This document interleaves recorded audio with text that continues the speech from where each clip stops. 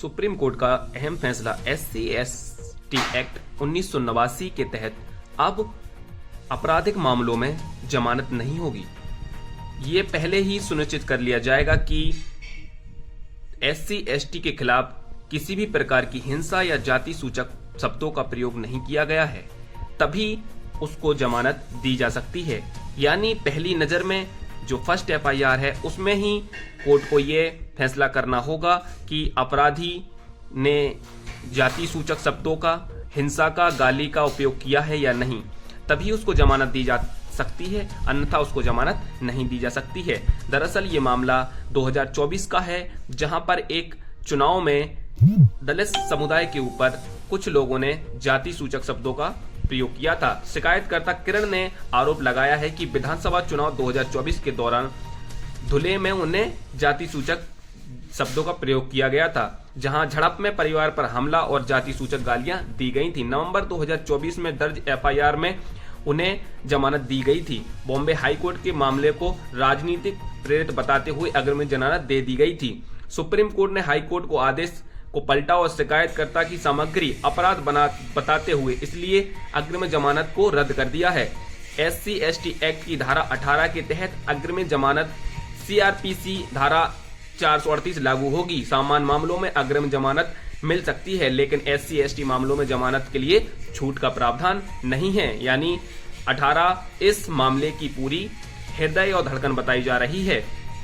बाकी सब मामलों में किसी को भी जमानत मिल जाती है, लेकिन यहाँ जमानत का कोई प्रावधान नहीं है। यह कानून कमजोर वर्गों की सुरक्षा के लिए बनाया गया है। अदालतों ऐसे मामलों में मिनी ट्रायल नहीं कर सकती, यानी पहली ही नजर में अदालतों को यह सुनिश्चित करना होगा कि आरोपी के ऊपर आरोप सिद्ध है या नहीं।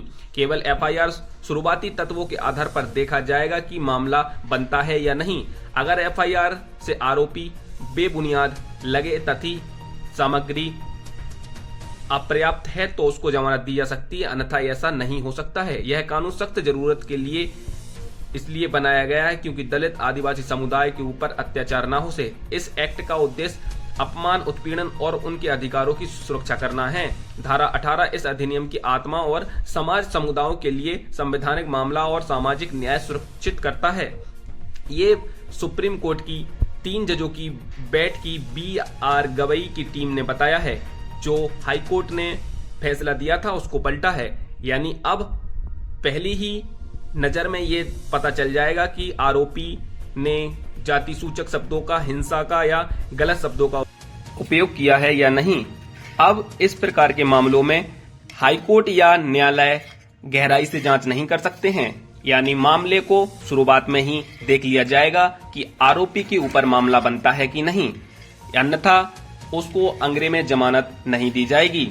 दरअसल दूसरे आपराधिक मामलों में जमानत के लिए हाईकोर्ट में अप्लाई किया जा सकता है, परंतु SC/ST के मामले में इस प्रकार का प्रावधान नहीं है। यदि आपके ऊपर मामला दर्ज हो जाता है तो आपको जमानत नहीं दी जा सकती है, क्योंकि आरोपी गिरफ्तारी से पहले अग्रिम जमानत के लिए अप्लाई करते हैं। परंतु इस प्रकार के मामलों में जाति सूचक शब्दों का उपयोग, गाली या उनके ऊपर हिंसा जैसे मामलों में SC/ST के खिलाफ अग्रिम जमानत का प्रावधान नहीं है। यदि आपके ऊपर मामला सिद्ध हो जाता है तो आपको जमानत नहीं दी जा सकती है।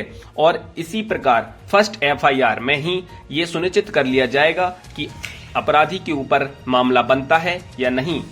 और सबको ये जान लेना बहुत जरूरी होगा कि आरोपी की जो FIR है उसमें जो जो लिखा हुआ है उसमें तुरंत ही समझ में आ जाएगा कि आरोपी ने आरोप किया है या उसके ऊपर आरोप झूठे लगाए गए हैं। तभी उसको जमानत के लिए याचिका दायर करनी चाहिए, अन्यथा उसकी याचिका खारिज कर दी जाएगी। ये सुप्रीम कोर्ट के मुख्य न्यायाधीश BR गवई की 3 बेंच वाली टीम ने फैसला सुनाया है और 2024 के फैसले को पलटा है। और ये सब हाईकोर्ट को भी आदेश दिया है कि इसको शुरू में ही देख लिया जाए कि आरोपी के ऊपर मामला बनता है या नहीं। तो अब इस प्रकार के मामलों में अग्रिम जमानत नहीं दी जा सकती है। ये बहुत ही बड़ा फैसला सुप्रीम कोर्ट ने अभी दिया है, क्योंकि SC/ST के ऊपर हो रहे अत्याचार को रोकने के लिए इस प्रकार का प्रावधान बनाया गया था।